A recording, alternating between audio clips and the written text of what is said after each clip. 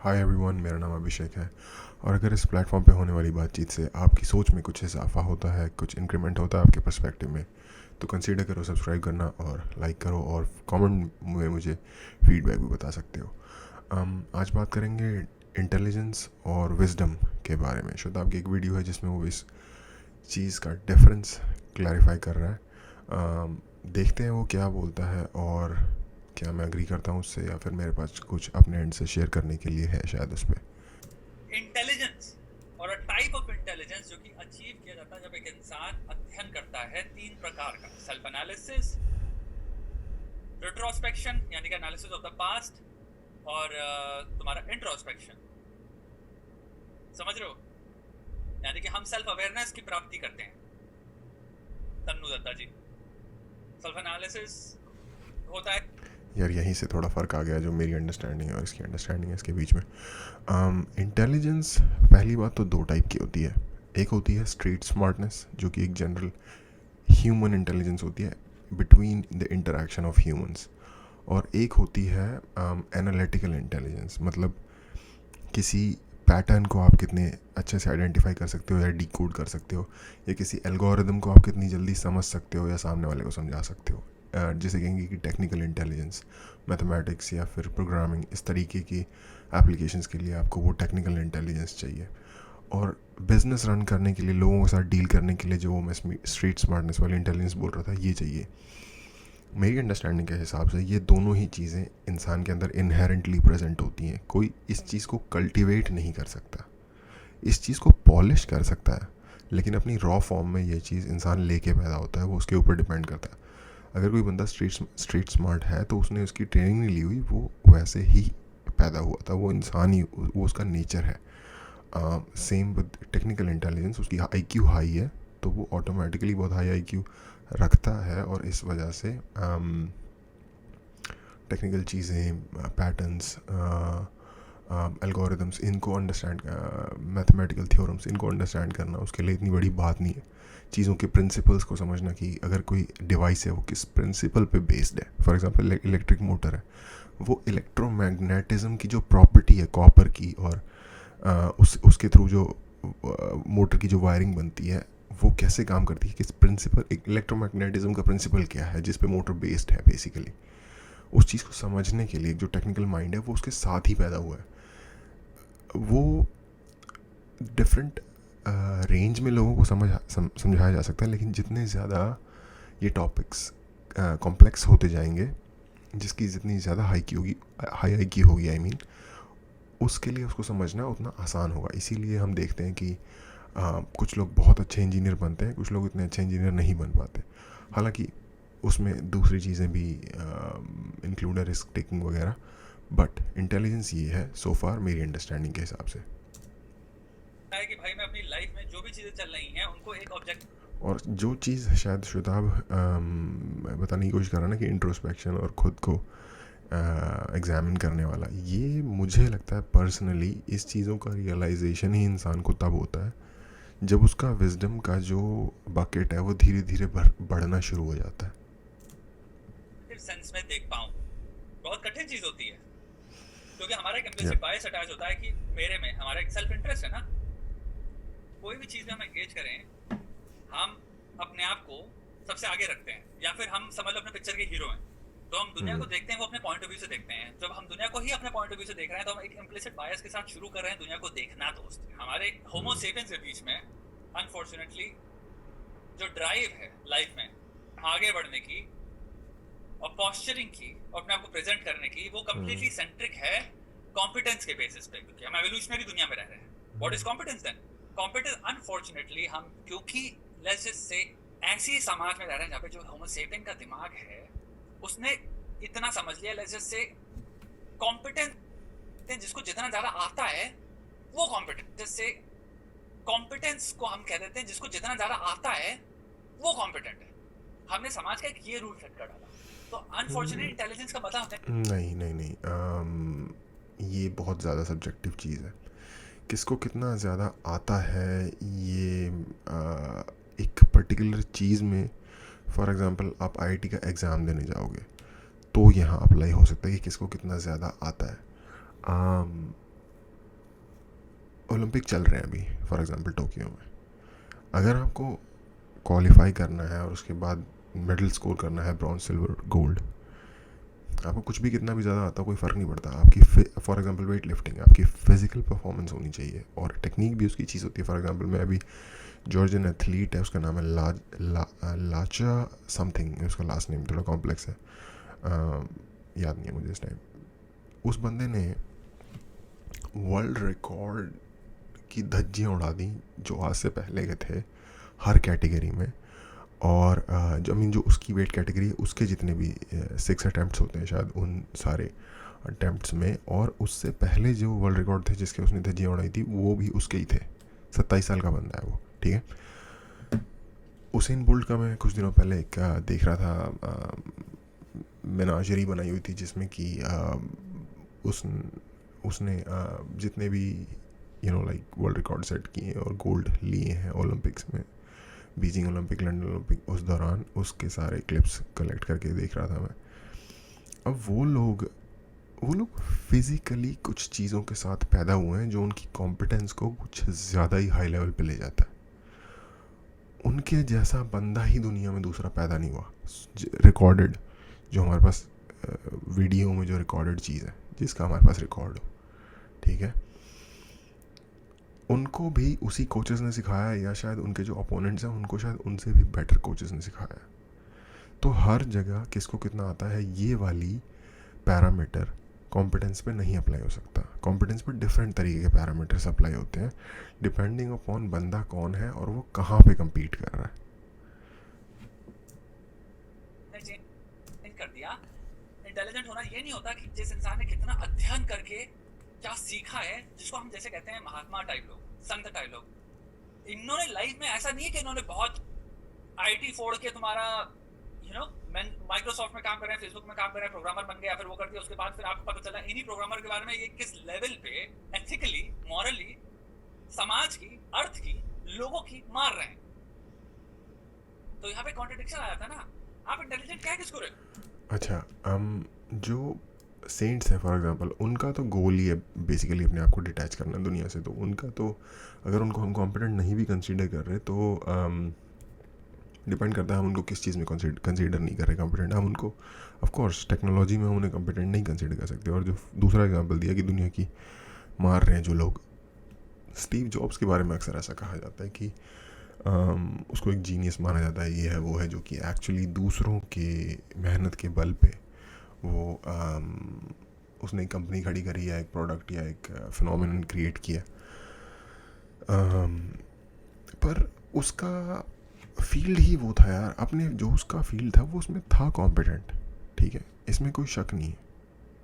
अपना काम उसने बियॉन्ड एनी एक्सपेक्टेशन अच्छा किया और इसलिए उसकी वो रिस्पेक्ट है जो उसकी रिस्पेक्ट है।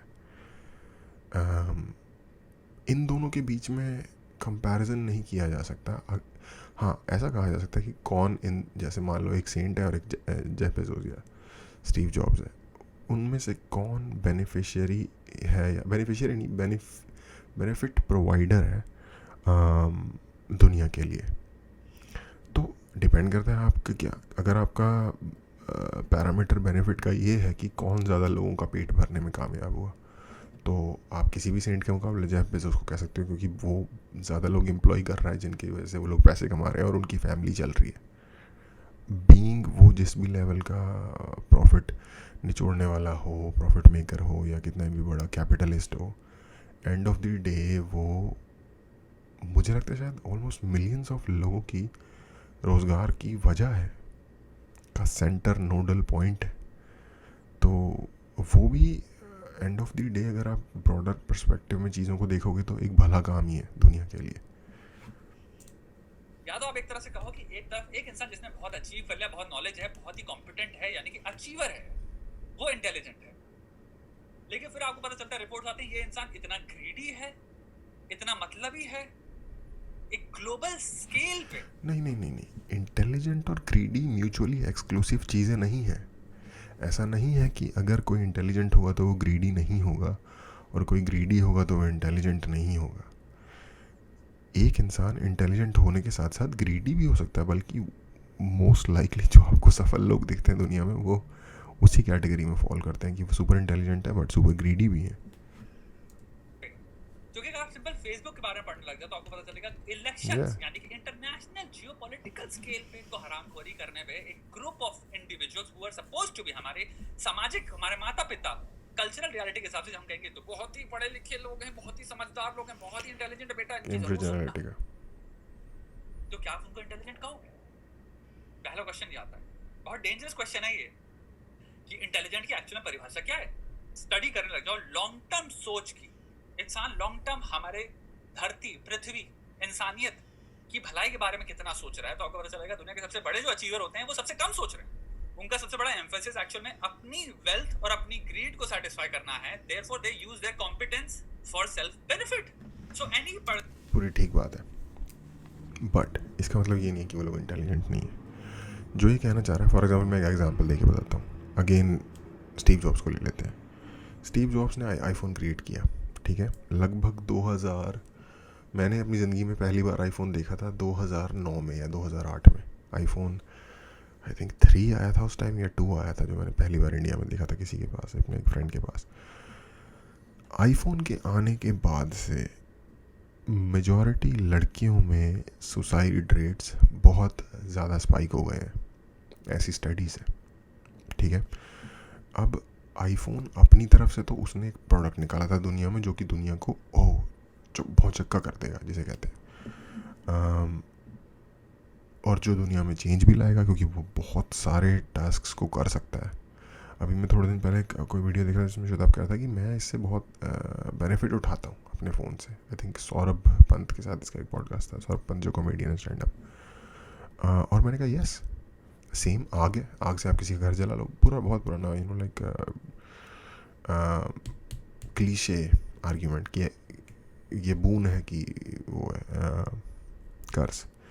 तो फ़ोन भी उसी तरीके से. But human tendency, human nature और उसके लॉन्ग टर्म इफ़ेक्ट्स को एक एंटरप्रेन्योर या एक क्रिएटर जो है वो उसमें उतनी ज़्यादा मल्टीपल सब्जेक्ट्स या ह्यूमन रियलिटी की जो मल्टीपल एस्पेक्ट्स हैं, साइकोलॉजी है, एक फीमेल की साइकोलॉजी अलग है एक मेल से, इन सारी चीज़ों को जब वो आईफोन को विजुअलाइज कर रहा है तो वो ये चीज़ें 20 साल बाद इनके क्या इफ़ेक्ट होंगे इस मास स्केल पे, सोशियोलॉजिकल जो इफ़ेक्ट होंगे, उस साइकोलॉजिकल जो इफ़ेक्ट होंगे, वो ये नहीं सोच रहा, वो ये नहीं विजुअलाइज कर रहा है कि आज मैं आईफोन बनाऊंगा, iOS क्रिएट होगा, iOS के बेस पे एक ऐप बनेगी इंस्टाग्राम जिस पे कि लोग अपनी पिक्चर्स पोस्ट किया करेंगे, जिसमें कि एक कंपटीशन हो जाएगा लोगों के बीच में कि कौन कितनी अच्छी पिक्चर्स पोस्ट कर सकता है.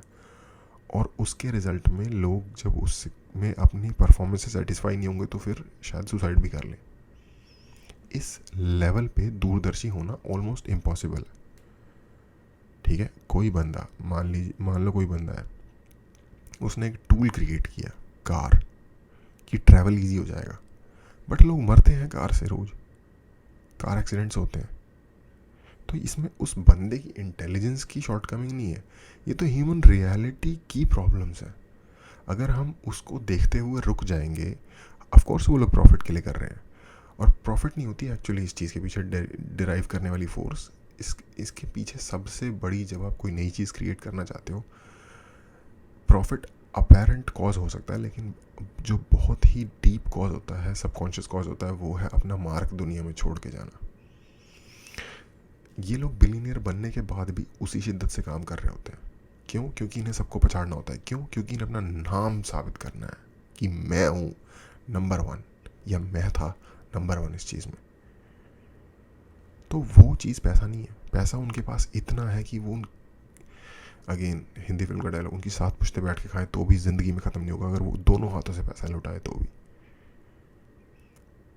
तो वो पैसे के लिए नहीं कर रहे ये लोग. ये एक अपने आप को साबित करने की इंसान के अंदर, उसके डीएनए में चुल है, ये वो चीज़ होती है.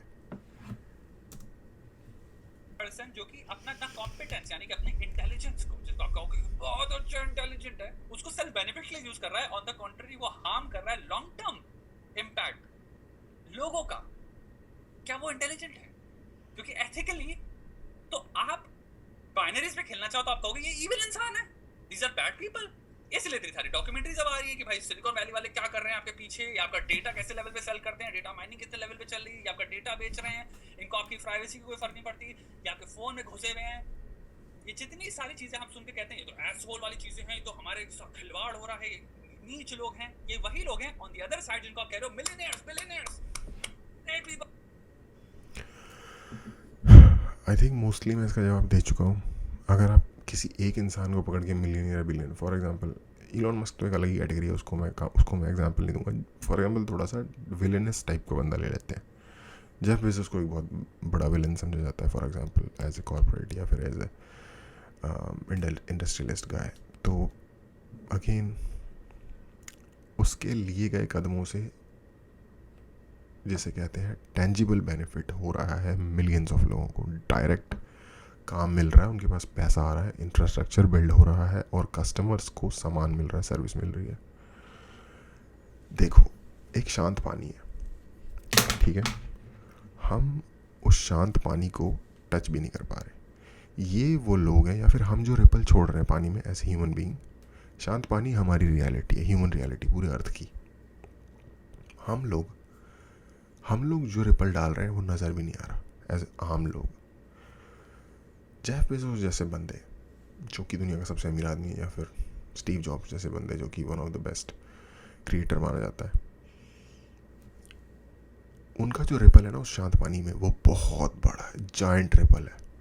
जायंट रिपल जब कोई बंदा किसी सिस्टम में इंट्रोड्यूस कर रहा है तो उसके और वो एक पॉजिटिव एस्पेक्ट के लिए किया जा रहा है, लेकिन वो फंडामेंटली बेसिकली सिस्टम को चेंज कर देगा, चाहे वो पॉजिटिवली भी करना चाहे, और उसके नेगेटिव कॉन्सिक्वेंसेस होंगे। ह्यूमन रियलिटी की सच्चाई है ये। एक बहुत ही डिफरेंट एग्जांपल से बात करते हैं। सेकेंड वर्ल्ड वॉर में हिटलर ने नाज़ी जर्मनी थर्ड राइख बनाई, पेल दिया, दुनिया पे चढ़ दौड़ा, ठीक है। जो अलाइड पावर्स थी, यूएसए, यूके, फ्रांस, ये सारे, इन्होंने उनका मुकाबला किया, अच्छा किया मुकाबला करके, यस, मोस्टली लोग अग्री करेंगे इससे। क्या उन लोगों ने वॉर एट्रोसिटीज़ नहीं की होंगी? अलाइड पावर में से एक था सोवियत यूनियन, रेड आर्मी जिसको कहते हैं। उनकी वॉर एट्रोसिटीज़ पढ़ने लग जाएंगे ना आप, तो उसकी लिस्ट बनाने लग जाएंगे, पूरा दिन निकल जाएगा, लिस्ट ख़त्म नहीं होगी। अमेरिकन ने भी की होंगी, सामने नहीं आती, उनके प्रूफ नहीं है, या होंगे भी, क्या पता, हमारी रीच ना हो उन प्रूफ तक। एक अच्छे काम के ऑटोमेटिकली कुछ बुरे कॉन्सिक्वेंसेस निकलते हैं, ये ह्यूमन रियलिटी का एक फीचर है। इंटेलिजेंट पीपल हम इनसे सीखना चाहते हैं। आप सोच रहे हो इंसान किस लेवल पे कॉन्ट्रडिक्शन में फंसा है? सोचो, नहीं सीख सकते हो। इंटेलिजेंस देन एक तरफ यही लोग को आप कह रहे हो कि these are the pioneers सोच में, और इनको हमें एमुलेट करना है। नहीं वो है पायनियर यार, वो है पायनियर। जेफ बेजोस है पायनियर, स्टीव जॉब्स है पायनियर। पायनियर का मतलब होता है जब कोई बंदा एक नया फ्रंटियर खोल दे चीज़ों के लिए, वो उन लोगों ने कर दिया है, तो वो है literally too in the sense of the word pioneer, वो है पायनियर। और उनके अचीवमेंट्स को हम नहीं कर सकते मिनिमाइज। आप कह रहे हो कि भाई ये इंटेलिजेंट नहीं है, ये एक्चुअल में एसहोल है, क्योंकि इनके एक्शंस हमें रिवील करें कुछ और। तीसरी तरफ हमें यही नहीं पता इंटेलिजेंट होता क्या, क्योंकि एक तीसरी तरह की परिभाषा आती है भाई, वो है सन, परमात्मा टाइप लोग। परमात्मा ये तो वर्ड है, बट आप समझ गए, ऐसे लोग धर्मात्मा तीसरी चीज की तरफ फोकस कर रहे हैं। वो कह रहे हैं भाई अपने आप अध्ययन करो, अपने आप को फिगर आउट करो, अपने आप को समझदार बनाओ, चीजों को फोर्साइटेडनेस से देखो, चीजों को एक लॉन्ग टर्म पर्सपेक्टिव से देखो। लेकिन लेट्स जस्ट से वो इस जो हमने एक पैटर्न सेट कर रखा है अचीवमेंट का या फिर इंटेलिजेंस किसी को देने का, उसमें फॉलो ही नहीं कर रहे, क्योंकि तो आई एम फोड़ा ही नहीं है। तो आप कंफ्यूज हो जा रहे हो भाई। या तो हम आई एम जो फोड़ा उसको हमने निर्धारित कर दें ठप्पा मार के कि इंटेलिजेंट ये होता है, या फिर हमारे पास एक्चुअल में कोई सिस्टम नहीं है या कोई समझ नहीं है इंटेलिजेंस की इन ट्रू फॉर्म में। Does it have anything to do with getting wisdom with age? नहीं भाई, विजडम मेरे एज से कोई लेना देना नहीं होता विजडम का भाई। आपको एक से एक घोड़ों के डैश मिल जाएंगे जो फुल अपनी ज़िंदगी के 90% टाइम को निकाल चुके हैं इस दुनिया में। इससे पहले एक बात कही इसने कि कोई तरीका नहीं है इंटेलिजेंस को क्वांटिफाई करने का। नहीं, ऐसा नहीं है। जैसा कि मैंने पहले कहा, इंटेलिजेंस डिफरेंट टाइप की होती है और डिपेंडिंग ऑन किस टाइप की इंटेलिजेंस है क्वांटिफाई करने के तरीके होते हैं। एक बहुत अच्छा जो सेल्समैन होगा ना, वो नेचुरली ही पीपल इंटेलिजेंस जिसे कहते हैं ना, उसमें नेचुरली ही हाई स्कोर करेगा। एक बहुत अच्छा जो इंजीनियर होगा वो टेक्निकल इंटेलिजेंस में नेचुरली हाई स्कोर करेगा। और ऐसा भी हो सकता है कि कोई इंसान इन दोनों ही चीज़ों में हाई स्कोर करता है, वो लोग फिर बड़े बिजनेसमैन बनते हैं, इन्वेंटर्स बनते हैं, बड़े बड़े एडिसन टाइप के लोग। अब एडिसन को हम ये थोड़ी कह सकते हैं कि वो बेवकूफ़ था। बेवकूफ़ होता तो वो नहीं अचीव कर पाता जो उसने अचीव किया। अब लोग उसको डिफरेंट तरीके से डिसग्रेस करते हैं कि उसने टेस्ला के साथ जो भी किया ये वो, ठीक है ना। अब हम आज कैसे जज कर लें कि 100 साल पहले उसने क्या किया था? हम बैठे थे क्या उधर? स्टोरीज तो हर किसी के बारे में बनती हैं यार, तो हमारे पास कोई कंक्लूसिव प्रूफ नहीं है उस चीज़ का। हो सकता है हुआ हो सकता है ना हुआ हो। अनुसार मुझे लगता है कुछ लाइफ में बहुत सिलेक्ट फ्यू लोग ही होते हैं जिनको बहुत सालों से सालों का सेल्फ अध्ययन करने से प्राप्ति होती है। मेरी बात समझिए, बहुत हार्ड चीज है विजडम एक्वायर करना, क्योंकि एनॉमली है विजडम। ये एग्रीबल। विजडम हर एक के पास नहीं होता। अब एक बात बताऊंगा आपको, स्पिनोजा अगर आप पढ़ते हो, बुद्धा आप पढ़ते हो, और कौन कौन इंसान हो सकते हैं, प्लेटो कह लो, सोक्रेटिस कह लो, स्पिनोजा फिलोसोफर है शायद, मैंने पढ़ा नहीं है वैसे, जिनको आप कहोगे इनमें ट्रू विजडम था, क्योंकि ये बहुत आगे के लेवल पे सोच पाए और इतने पर्सपेक्टिव से सोच पाए और उसको लिख पाए कि उन्होंने पूरी एक फिलॉसफी क्रिएट कर दी उसके अराउंड। तुम एक चीज समझो, कुछ लोग होते हैं जो ऐसे आइडियाज लेके आए उस टाइम पे, जिनको अगर आप अभी सोशल साइकोलॉजी पढ़ रहे हो तो आपको वो थ्योरीज जो एक फिलॉसफी में एक इंसान ने पता नहीं कितने साल पहले लिखी होगी, वो एक्चुअली बात कर चुके हैं उसकी। लेकिन उन्हें साइंटिफिक रिसर्च में एक और चीज होती है ना, साइंटिफिक रिसर्च में कोई भी चीज को प्रूव करना, उसके लिए आपको रिसर्च करनी पड़ती है, empirical evidence, because it makes sense. Psychology, psychiatry, evolutionary, तुम्हारी साइकोलॉजी, जितनी भी चीज होगी उनमें आपको पूरी प्रॉपर रिसर्च करनी पड़ेगी, पेपर फॉरवर्ड करने पड़ेंगे, वो चीज को जो a+b भी अगर जो भी है फॉर्मूला उस तक को प्रूव करेंगे, उन्हें दिखाना पड़ेगा साइंटिफिक टर्मिनोलॉजी। लेकिन ये सारी चीजें, काफी चीजें में से बहुत लोग थे जो बहुत सालों पहले इन्होंने कॉमन सेंस के थ्रू फिगर आउट कर ली थी और लिखी है। वहीं पे आप अपनी जिंदगी में सराउंडेड हो कितने ज्यादा लोगों से, बट वो ऐसी बातें नहीं कर पाते, ना वो फिगर आउट कर पाते, वो अपने कॉग्निटिव बायसेस में ही फंसे रहते हैं, अपनी पुरानी सोच। आई थिंक यहाँ पे क्लैरिफाई करना ज़रूरी है। ये जो बात करना है श्वेता, इसको थोड़ा सा मैं खोल के बता देता हूँ। जो ये कह रहा है कि कॉमन सेंस से किसी बंदे ने एक बात कहती थी और आज के टाइम पे मॉडर्न साइंस में उसे प्रूव किया जा रहा है, वो उसका एक एग्जांपल देखते हैं कि क्या हो सकता है। उसका एक एग्जांपल ये हो सकता है कि किसी महापुरुष ने ये कहा हो कि फैमिली पे ध्यान दो या फिर नेचर में जाके रहो, ठीक है, या जानवरों या लोगों की सेवा करो फॉर एग्जांपल। आज के टाइम पे मॉडर्न साइंस ये पता लगा रहा है कि साइकोलॉजिकल जो असर होते हैं जब आप लोगों की हेल्प करते हो, उससे जो हार्मोन्स आपके माइंड में रिलीज होते हैं, जिस तरीके का आपको इंटरनल काम मिलता है, उसका केमिकल प्रोसेस क्या है। उस वक्त उन लोगों ने, महापुरुष जो भी रहे होंगे, उन्होंने बताया कि लोगों की हेल्प करो अपनी आई की से। उन्होंने माइंड में उसका क्या केमिकल प्रोसेस होगा जब ये आप ऑपरेशन करोगे, ये नहीं उन्होंने बताया। आज वो प्रूव कर रहे हैं। ये श्वेताब आई गेस इस टाइप का समझाने की कोशिश कर रहा है, क्योंकि जनरली जो फिलोसोफर्स थे और रिलीजियस लीडर्स थे, उनकी बातों को जनरली तो आप क्वांटिफाई नहीं कर सकते साइंटिफिकली, जो सब्जेक्टिव चीज़ें हैं, पर इन चीज़ों की शायद यहाँ बात हो रही है। जितने भी बिलीफ सिस्टम्स होते हैं उसमें फंसे रहते हैं। आपके सारे दोस्त आपको मिलेंगे, आपके माता पिता ऑलमोस्ट क्या कहने वाले हैं, किस चीज को लेके क्या ख्याल होगा उनका, आपको पता है अपने दिमाग में। सोचो, बिल्कुल यू नो विदाउट इवन गेसिंग करते हुए अपने दिमाग में कि अगर ये चीज मैं फेंकूंगा तो ये किस डायरेक्शन में सोचेंगे, कहाँ सोचेंगे, यस, सब्जेक्ट क्या है तो उनकी सोच क्या होगी। ये यार बड़ा, मुझे भी कई बार ये थोड़ी सी इस चीज़ को देख के अफसोस सा फील होता है कि जब मैं छोटा था फॉर एग्जांपल, और मेरे आसपास के भी सारे जो दोस्त थे स्कूल में, वो बहुत खुली सोच के थे। जब हम 4th क्लास में थे, 5वीं क्लास में थे, हम बहुत खुली सोच के थे कि यार वो लड़ते क्यों हैं, हम ऐसा सोचते थे कि दो देश लड़ क्यों रहे हैं, इंडिया पाकिस्तान, अगर मैं बड़ा हूँगा तो मैं शायद शांति लेके आऊँगा। और फिर जब हम धीरे धीरे देखते हैं तो हम बिल्कुल वैसे ही हो जाते हैं जैसे हमसे पहले वाले लोग थे। और थोड़ा सा लेंस को थोड़ा सा मैग्नीफाई करके देखने की ज़रूरत है, और दिख जाता है कि यार जो भी हम जिस चीज़ को भी जज कर रहे थे अपने से पहले, हम वो ही बन गए। हमारे एक स्थिर रिजिड किस्म के बिलीफ सिस्टम्स बन गए डिपेंडिंग ऑन हमारी सराउंडिंग्स। प्रेडिक्टेबिलिटी मतलब क्या है? द पैटर्न्स ऑफ थिंकिंग जो आप विटनेस कर रहे हो अपने अराउंड एक्चुअली में बहुत लिमिटेड है। वो इतने लिमिटेड है कि आप उनसे सरप्राइज ही नहीं होते हो। तो अगर आपकी जो भी दोस्त हैं, आपको पता है अगर ये टॉपिक पे होगा ये इंसान ये बोलेगा, यानी कि उसके पैटर्न जितने भी हैं उतने लिमिटेड हैं और आप कंप्लीटली वाकिफ हो चुके हो उनसे, तो आप प्रिडिक्ट कर सकते हो। हाउ टू थिंक का होल पॉइंट ये है कि आप पैटर्न्स अबैंडन कर चुके हो, आप नए तरीकों से सोच पाते हो।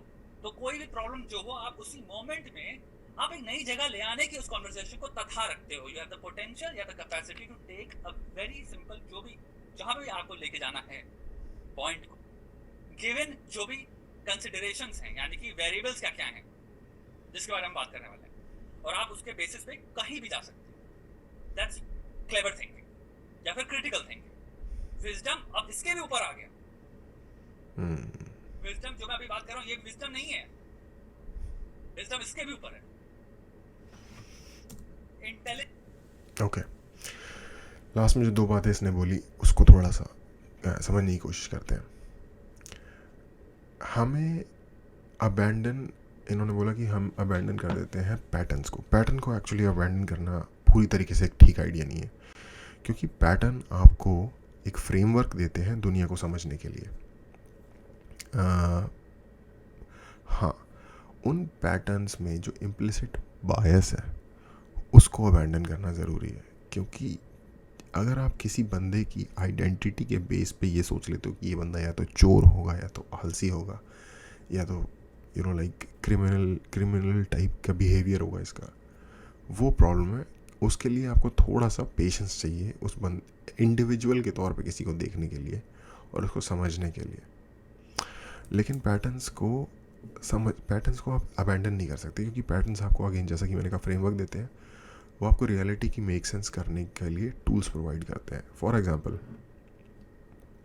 एक बंदा, थोड़ी सी समझदारी आने के बाद आपको समझ आना शुरू हो जाएगा कि एक बंदा जो एक बार चीट कर रहा है वो मोस्ट लाइकली 99% चांस है कि दोबारा भी चीट करेगा। ये ये पैटर्न्स हैं ह्यूमन रियलिटी के, जिनके थ्रू ह्यूमन रियलिटी को आप समझ सकते हो। एक एग्जांपल है सिर्फ, तो इनको हम टोटली अबैंडन, हम ये जो हमने ऑब्जर्व किया है, जो सीखा है, इसको हम छोड़ नहीं सकते कि नहीं दोबारा से देखो, एवरी केस को उसमें देखो। हमें ये अपने बैक ऑफ द माइंड रखना होगा कि नाउ इस बंदे ने एक बार धोखा दे दिया, या इस बंदे ने एक बार चोरी कर ली, अब इसके ऊपर ही पहला शक जाएगा अगर सिचुएशन उस तरह की बनती है तो। और इसी तरीके से दुनिया ऑपरेट करती है।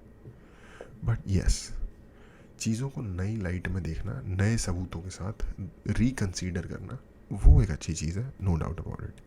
और जो उन्होंने कहा कि विजडम क्रिटिकल थिंकिंग के ऊपर का एक स्टेप है, यस, विजडम क्रिटिकल थिंकिंग के ऊपर का एक स्टेप है। Most likely wisdom, I think, वो जो मेरी अंडरस्टैंडिंग है सो फार, कि विजडम वो, एक तो पहली बात, हर कोई केपेबल नहीं है, हर किसी को नहीं मिलेगा विजडम। और श्वेता ने भी ये बात बोली कि विजडम एनामली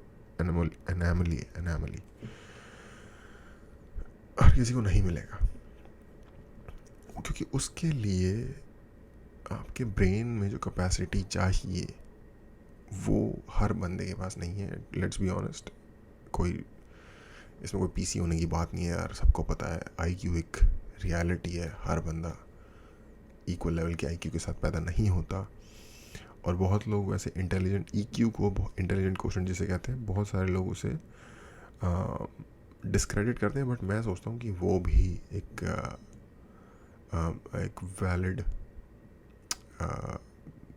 चीज़ है, लाइक एक पावर है पोजेस करने के लिए।